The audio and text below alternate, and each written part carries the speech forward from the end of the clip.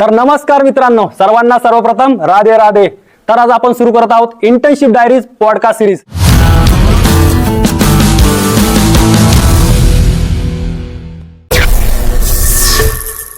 तर नमस्कार मित्रांनो, आज आपल्या सोबत आहे भाग्येश परदेशी। तर भाग्येश, तुझं स्वागत आहे आपल्या पॉडकास्ट सिरीज मध्ये। धन्यवाद इथं मला बोलवल्याबद्दल। तर भाग्येश, आता आपण इंटर्नशिप डायरीज जो पॉडकास्ट आहे तो सुरू केलाय आणि तो आपला पहिला मेंबर, म्हणजे आज पहिलाच अनुभव तू सांगणार आहेस। तर आता आपण इथं इंटर्नशिपचा जो एक्सपिरियन्स आणि लर्निंग्स आहे ते आपण व्हिडिओच्या माध्यमातून आपल्या मित्रांना आणि प्रेक्षकांना सांगण्याचा प्रयत्न करतोय। तर सुरुवातीला तू एक जनरल इंट्रोडक्शन देशील भाग्येश?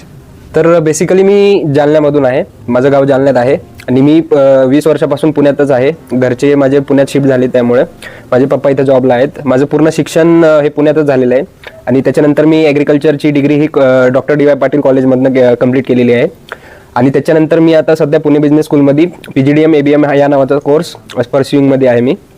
आणि त्याच्या अंतर्गत मी आता लेटेस्टमध्ये समर इंटर्नशिप ही देहातमध्ये कंप्लीट केली आहे माझी, ती पण MP भोपाळमध्ये। आणि भाग्येश, मला एक गोष्ट आठवली की तुझं सिलेक्शन झालंय IDBI बँक मध्ये। तर तुझं खूप खूप अभिनंदन भाग्येश। धन्यवाद धन्यवाद, ऑल द बेस्ट तुला जर्नीसाठी। तर भाग्येश, आपल्या मित्रांना आणि प्रेक्षकांना जाणून घ्यायचं की तुझा इंटरेस्ट आणि हॉबीज काय काय? तर इंटरेस्ट तर माझा ट्रॅव्हलिंग पण आहे, जसं मी सांगितलं। त्याच्यानंतर मला खेळांमध्ये खूप आवड आहे। मी कबड्डी आणि क्रिकेट हे लहानपणापासून खेळत आलेलो आहे। मी क्रिकेट आणि कबड्डी हे डिस्ट्रिक्ट आणि युनिव्हर्सिटी लेवलपर्यंत खेळलेलो आहे आणि या 3 माझ्या आवडी आहेत। आता तू तुझी इंटर्नशिप कुठं केली, कोणत्या कंपनीमध्ये गेली, कोणत्या लोकेशनला केली ते एकदा सांगशील? तर मी माझी इंटर्नशिप देहात या कंपनीत केली। हा एक ई-कॉमर्स प्लॅटफॉर्म आहे। तर या अंडर मी MP मध्ये लोकेटेड होतो, भोपाळमध्ये, आणि त्याच्या अंडर मी सिओर ही माझी टेरिटरी होती। आणि तिथं गेल्यानंतर मी प्रथम सिनियरशी भेटलो। सिनियरांनी मला खूप मदत केली तिथं। 3 महिने राहिलो मी, त्यांचं मी खूप आभार मानतो। तर त्यांनी मला रूम वगैरे शोधण्यात मदत केली। त्याच्यानंतर मला एक मित्रही सापडला तिथे, मग मी त्याच्यासोबत राहायचो। त्याच्यासोबत त्याची स्वतःची मेस असल्यामुळे माझा जेवणाचा प्रश्नही तिथं गेल्यावर सॉल्व्ह झाला।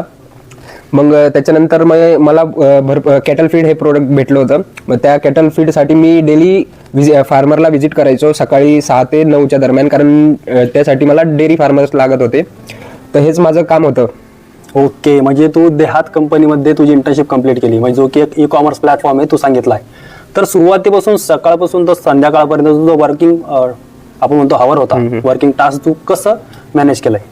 तर पहिले मी सकाळी 6 वाजता उठून पहिले मी डेअरी फार्मर्सला व्हिजिट करायचो। वेगवेगळ्या 2 ते 3 विलेजेस मी टार्गेट करायचो, ज्या गावांमध्ये दुधाचं उत्पन्न जास्त होतं।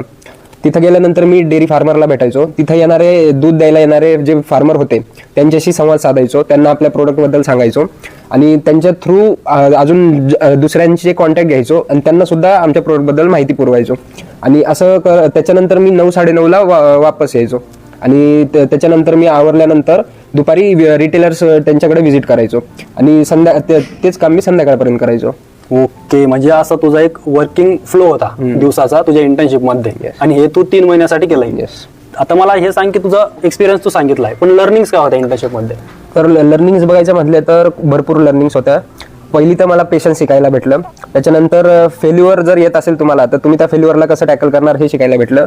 तर एक किस्सा आहे की गेल्या गेल्या मला माझ्या सिनियरनी टार्गेट दिलं होतं की सेल वाढवायचा आहे आपल्याला कंपनीचा।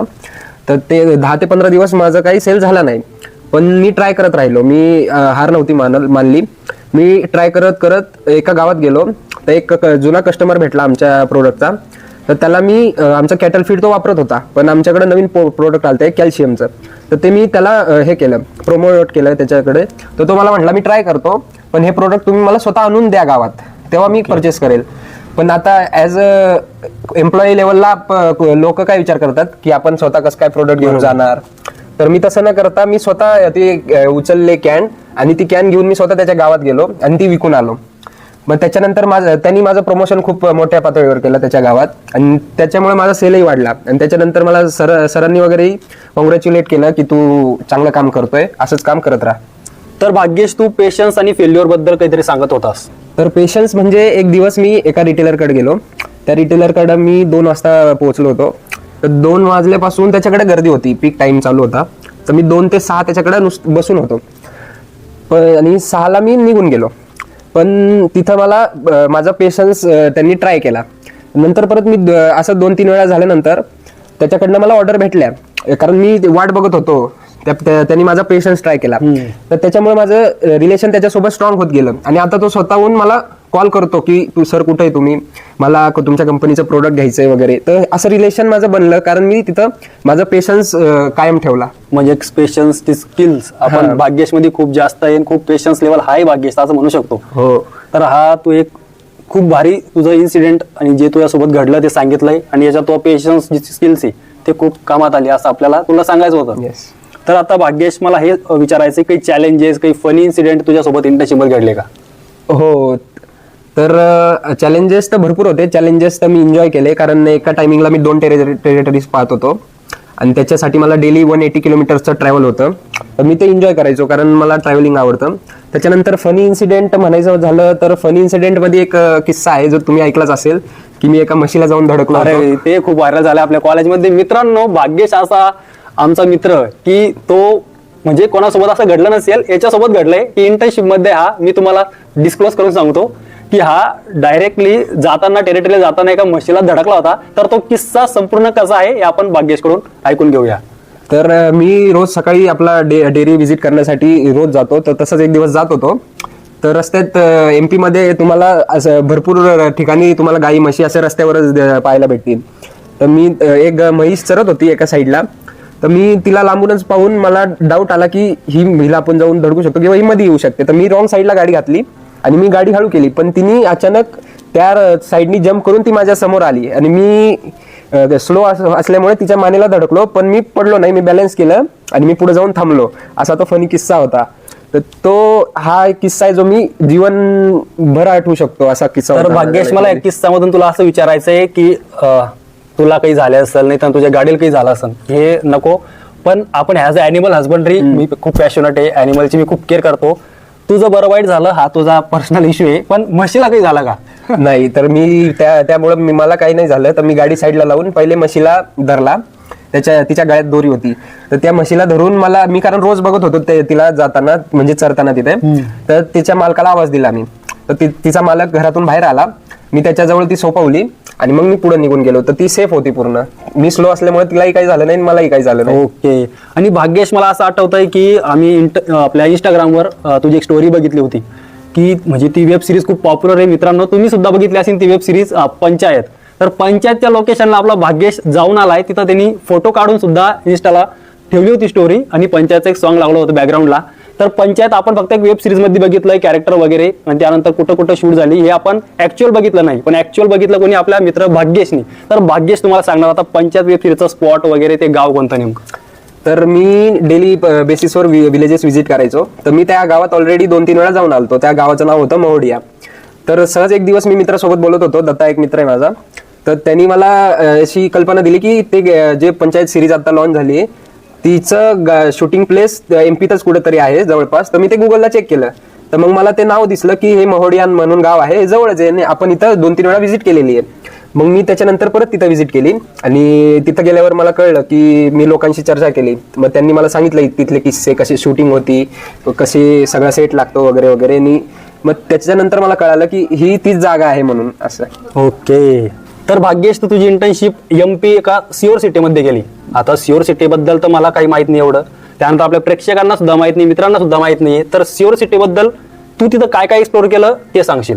तर सिओर एक कल्चरल हेरिटेज आहे, ट्रॅडिशनल सिटी म्हणून ओळखलं जातं. तर तिथले लोक एक खूप चांगले आहेत. तर अजून सांगायचं म्हटलं तर तिथलं आपल्याला माहिती असेल जो ॲग्रिकल्चरमध्ये गहूचा एक आटा, एक काय म्हणू शकतो आपण त्यांना, पिठाची कंपनी आहे आशीर्वाद म्हणून, त्याची तिथं मेन फॅक्टरी आहे जी शरबती गहू मधून तयार केला जातो. आणि तिथं एक आश्रम आहे जे प्रदीप मिश्रा सगळे ओळखत असतात. बरोबर. त्यांचं धाम आहे कुबरेश्वर धाम म्हणून. अशा भरपूर काही कल्चरल गोष्टी आहेत तिथे. एक गणपती पण आहे. तर अशा भरपूर गोष्टी आहेत तिथं. आता हे मी फक्त तुझ्या इंस्टाग्राम स्टोरीज मधून बघितले भाग्येश. आता सिओर मी ऍक्च्युअल कधी बघितला नाही, पण तू सांगितलं आपल्या प्रेक्षकांना आणि मित्रांना की सिओर सिटी तू एक्सप्लोर कशी केली आणि तू कुठं कुठं गेलाय.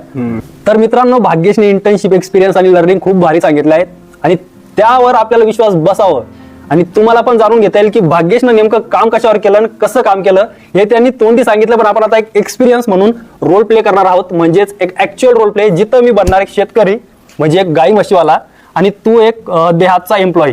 तर तू मला आता प्रोडक्ट पिचिंग करून दाखवायचं आहे. आता आपण प्रेक्षक सुद्धा आणि मित्र सुद्धा जज करतील की भाग्येश प्रोडक्ट पिचिंग मध्ये कसं आहे आणि मी कन्व्हिन्स होतो का ते. तर चला प्ले करूया. ॲब्सोल्युटली. तर नमस्कार.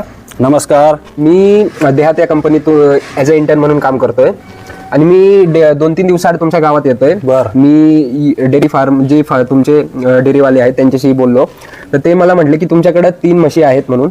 हा बरोबर आहे. आणि तुमचं दूध पण इथं डेली बेसिसवर येतं. Yes yes. तर मला काही प्रश्न होते विचारायला, तर मी विचारू शकतो का? विचारा विचारा.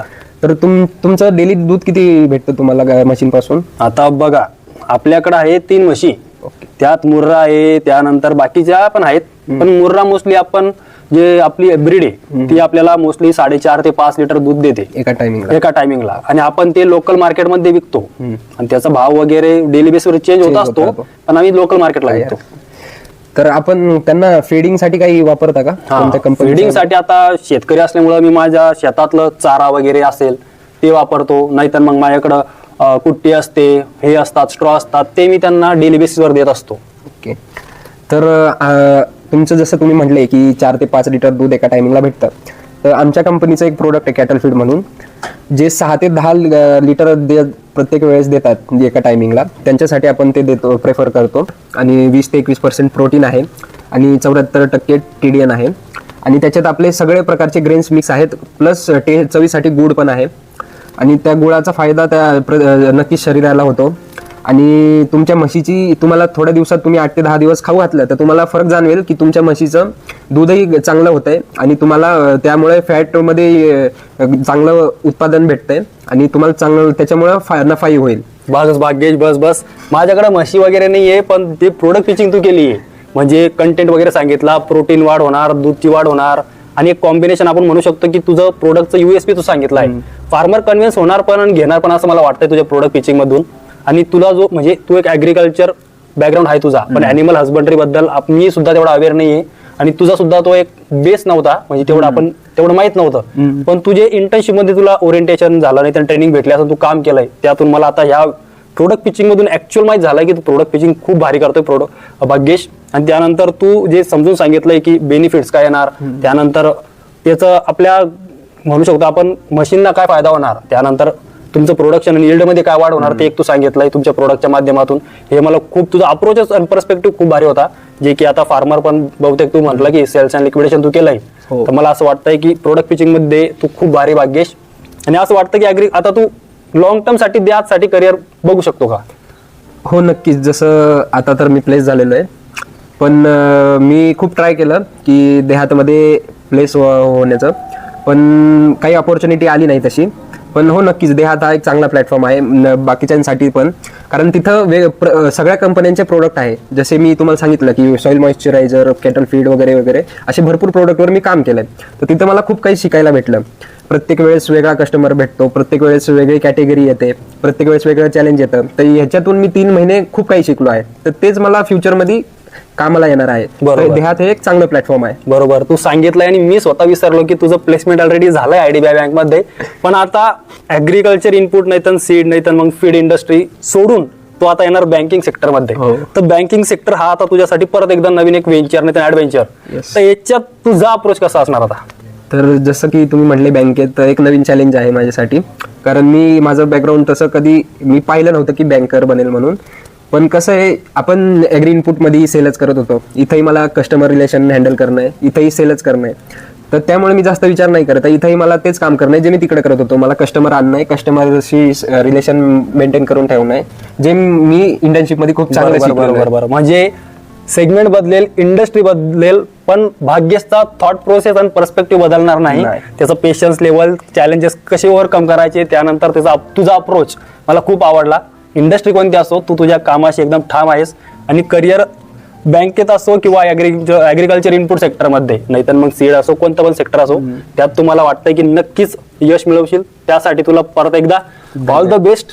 खूप पुढे जाशील भाग्येश. आणि धन्यवाद तुझा आपल्या पॉडकास्टमध्ये आल्याबद्दल. व्हिडिओच्या माध्यमातून आपल्या प्रेक्षकांना तू देहात बद्दल जी माहिती दिली, तुझं काम, तुझं वर्किंग हावर्स काय होतं, त्यानंतर लर्निंग्स आणि एक्सपिरियन्स तू शेअर केलात आपल्या प्रेक्षकांना, मित्रांना. तर मित्रांनो, आपल्या इंटर्नशिप डायरीचा पहिला एपिसोड तुम्हाला कसा वाटला कमेंट बॉक्स मध्ये नक्की सांगा आणि भरपूर मित्रांपर्यंत शेअर करा. चॅनलवर नवीन असाल तर चॅनलला सबस्क्राईब करायला मात्र विसरू नका. आणि आता आपण भेटूया नवीन एपिसोड मध्ये, नवीन पॉडकास्ट मध्ये, नवीन कंपनी सोबत. तोपर्यंत सर्वांना राधे राधे.